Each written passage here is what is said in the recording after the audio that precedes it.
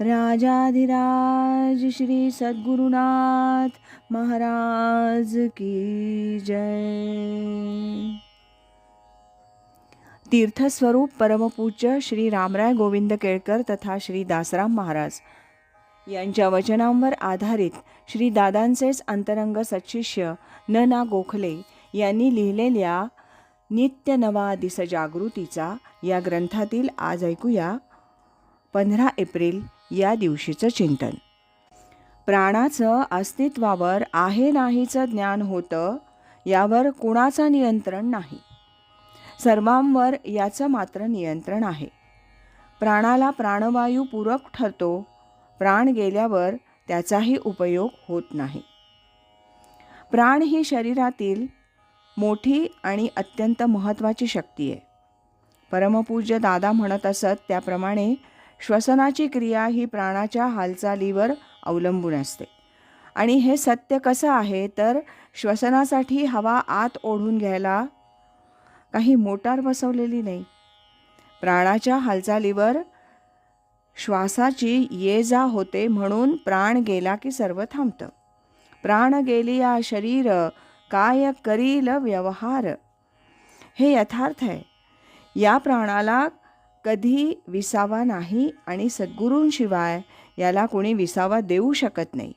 गुरु हा प्राण विसावा माझा, असं वचन आहे.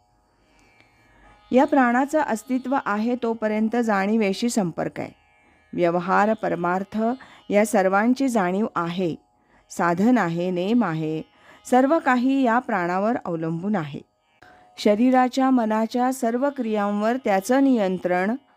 प्राणशक्ती कमी झाली की मनुष्य निस्तेज होतो, मरगळतो. त्याच्या हातून काहीच होत नाही. प्राणाला इंग्रजीत व्हायटल फोर्स असं म्हणतात. प्राणशक्ती कमी जास्त करणं माणसाच्या हातात नाही, कारण त्यावर त्याचा ताबाच नाही. सर्वस्व अर्पावे शेवटी, प्राण तोही वेचावा, असं समर्थ म्हणतात. याचा अर्थ देवाच्या पायाशी जीव द्यावा असा होत नाही. सर्वस्वानं त्याची भक्ती करावी.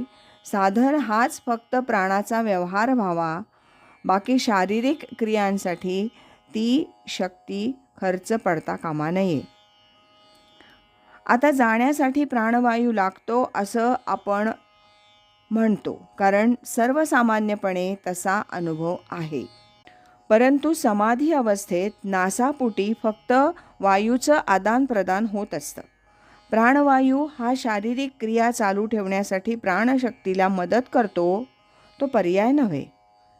कारण तसं असतं तर मेल्यावर यंत्रानं प्राणवायू शरीरात भरता आला असता.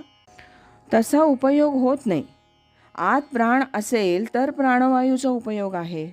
म्हणून प्राण हा फरक आहे. त्याच्याशिवाय काही चालू शकत नाही. तो प्राण, ती सर्वस्व शक्ती सद्गुरूंच्या चरणी अर्पण करायची आहे.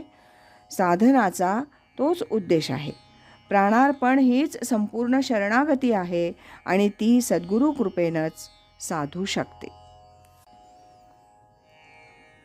राजाधिराज श्री सद्गुरुनाथ महाराज की जय.